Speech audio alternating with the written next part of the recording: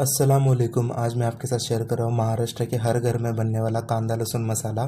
पहली बार भी अगर आप इस रेसिपी से कांदा लहसुन मसाला बनाओगे तो बिल्कुल परफेक्ट ही बनेगा। ये मेरे दोस्त की दादी की रेसिपी है। मैंने खास उससे मांग कर के लिए और उसमें अपने थोड़े इनोवेशंस मैंने किए, थोड़े बहुत ज़्यादा नहीं, और बिल्कुल परफेक्ट रेसिपी है ये। तो यहाँ पर मैंने 1 किलो देसी मिर्च ली है। कोई भी तीखी मिर्च आप लोग ले सकते हो। मैंने गुंटूर चिली ली है और इसके स्टेम्स हमने हटा करके इसको एक दिन धूप में सुखाना है। बस 4-5 घंटे धूप देनी है। और 250 ग्राम्स आप लोग कश्मीरी मिर्ची या फिर बेड़ की मिर्ची ले लें। पूरे मसाले के मेजरमेंट्स और इंग्रेडिएंट्स मैं आपको अभी स्क्रीन पे दिखा रहा हूँ, आप लोग स्क्रीनशॉट लेके इसको सेव करके रख लें। 1 किलो मैंने यहाँ पे प्याज ली हुई है, इसको हम लोग छील करके लंबा लंबा काट करके रखेंगे। और पाव किलो यानी कि 250 ग्राम्स हमने लहसुन लिया है, इसको बस हम लोग छील लेंगे बिना पानी को ऐड करें। यहाँ पे हमने पाव किलो धनिया लिया है, पाव किलो ही जीरा और पाव किलो ही हमने यहाँ पे खोबरा लिया हुआ है। सब 250 ग्राम से। अब यहाँ पे ये सारे मसाले तो जिसमें 200 ग्राम हमने सफ़ेद तिल लिया है, दालचीनी है, तेज़ पत्ता है, ये दगड़ फूल यानी कि स्टोन फ्लावर होता है। सारे मेजरमेंट्स मैंने आपको लिख के डायरी पे बताए थे, वो बस स्क्रीनशॉट ले ले और उसको आप लोग एज इट इज़ स्टोर करके रख ले।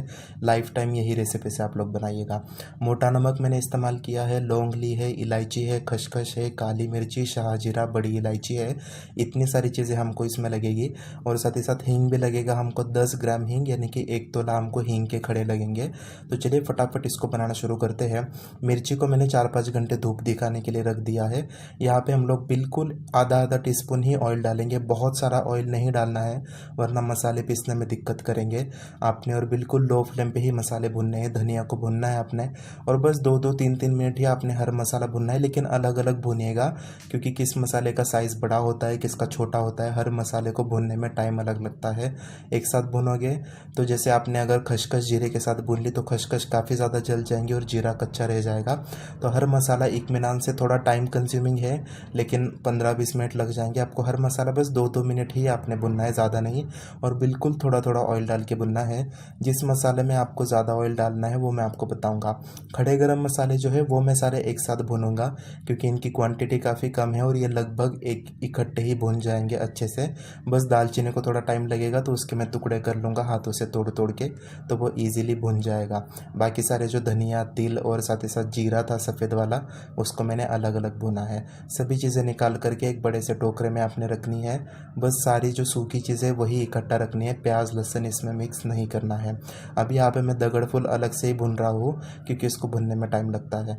अब यहाँ पे थोड़ा एक्स्ट्रा ऑयल लेकर के हम लोग खोबरा भुनने के लिए रखेंगे। जो सूखा ड्राई नारियल होता है, जितना पतला आप इसको कट कर सकते हो पतला कट कीजिएगा, या फिर आप लोग इसको ग्रेटर की मदद से ग्रेट भी कर सकते हो, वैसे भी चल जाएगा। इसको मैं भुनने के लिए साइड पे रखता हूँ क्योंकि इसके भुनने में काफ़ी टाइम लगता है और इससे भी ज़्यादा टाइम कंज्यूमिंग है प्याज को भुनना, तो वो भी मैं आपको आखिर में बताऊँगा।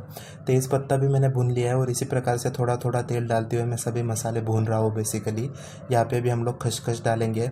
काफ़ी एक्सपेंसिव चीज़ें होती है खसखस वगैरह, लेकिन इसमें डालिएगा आप लोग, टेस्ट इससे अच्छा ही आता है। तो बस ये सारी चीज़ें मैंने डाल दी। अब यहाँ पे मैंने डाल दिया है बचा हुआ सारा तेल। उसमें से बस मैंने थोड़ा सा हम लोग बचा के आखिर में निकाल ही लेंगे। तेल अच्छे से गर्म हो गया है तो इसमें हम लोग हींग को फ्राई करेंगे। हींग को फ्राई करना इंपॉर्टेंट है, इससे ये फूल जाएगा तेल में और ये पीसने में आसानी होगी फिर इसको, लेकिन आपने लो मीडियम फ्लेम के ऊपर ही अच्छे से फ्राई करना है। अब ये जो बचा हुआ तेल है इसमें हम लोग हमारा जो 1 किलो प्याज चॉप करके रखा था वो डालेंगे। और अब इसको काफ़ी टाइम लगता है, लगभग आधा पौना घंटा लग जाएगा। इसको आपने बिल्कुल ब्राउन करना है हाई फ्लेम पे ही, बट जलाना नहीं है, लेकिन अच्छे से ब्राउन करना है। बिल्कुल भी प्याज आपका कच्चा नहीं रहना चाहिए क्योंकि ये मसाला 1-1.5 साल तक के आपको स्टोर करके रखना है। इसलिए यहाँ पे खोबरा हो चुका है, इसको निकाल लेंगे। प्याज भी हो चुका है, इसको निकाल लेंगे। और ये जो तेल बचा है इसको साइड पे रखेंगे हम लोग। इसको हम लोग यूज़ करेंगे मिर्ची फ्राई करने के लिए। मिर्ची अभी हमने पहले सूखी ही भुननी है तो मैंने इस पर मिर्ची डाल दी है और इसमें बिल्कुल हम लोग इसको 1-2 मिनट ऐसे ही भूनेंगे और उसके बाद तेल डाल करके फिर 1-आध मिनट भूनेंगे। 2-3 मिनट ही मिर्चों को भुनना है, बहुत ज़्यादा नहीं। और बहुत ज़्यादा धूप भी नहीं दिखानी है। 3-4 दिन कुछ कुछ लोग धूप दिखाते हैं, उससे मिर्ची का कलर और टेस्ट दोनों भी धूप में उड़ जाता है और सफ़ेद सफ़ेद सी मिर्चियाँ हो जाती है, तो वो आपने नहीं करना है। मिर्चियाँ सारी मैं इसी प्रकार से भून लूँगा। तो वो 1 किलो मिर्ची मैंने 3-4 बैचेस में भून ली है। अब यहाँ पे ये वाली भी मैंने अच्छे से भून ली है। सभी चीज़ें अपने अच्छे से 1-2 घंटा देके कम्प्लीटली ठंडी करनी है। जो खोबरा था उसको मैंने मिक्सी जार में डाल के पीस लिया है, जितना बारीक हो सका उतना।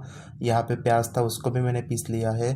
लहसुन जो है इसके अंदर आपने डाल देना है ये खड़ा नमक, और जो हमारा बचा हुआ तेल था प्याज को फ्राई करने के बाद, वो तेल पूरा का पूरा डाल के आधा किलो तेल मैंने इन टोटल इस्तेमाल किया था। वो मैंने रेसिपी में आपको बताया है। जितना बारीक हो सके उतना बारीक आपने लहसुन को भी पीसना है, इसको मिक्स करना है। एक बूंद भी पानी आपने कहीं पे इस्तेमाल नहीं करना है और ना पानी का हाथ लगने देना है। ये सारे खड़े गरम मसाले और लाल मिर्ची जो होती है, इनको आप लोग फिर चाहे तो जो डंका होता है वहाँ पे मसाले कूट के दिए जाते हैं, वहाँ से कूट के ले आइएगा। मैंने मिक्सर पे ही सारे मसाले बनाए हैं। बहुत ईजी है, टाइम कंज्यूमिंग लगता है लेकिन बिल्कुल नहीं। मेरे पास 2 मिक्सर थे तो मैंने और मेरे मम्मी ने ये सभी मसाले मिक्सी पे पीसे और बस इसको बारीक छन्नी से मैंने छान लिया है। 2 लोग थे तो आधे घंटे में मसाला बन के तैयार हो गया था। बहुत ईजी है। अगर आपके पास नहीं है कोई अवेलेबिलिटी बाहर पीसने की तो घर के मिक्सी पे भी ईजिली हो जाता है। ये सभी चीज़ें अभी हमने ग्लव्स पहन के अच्छे से मिक्स करनी है।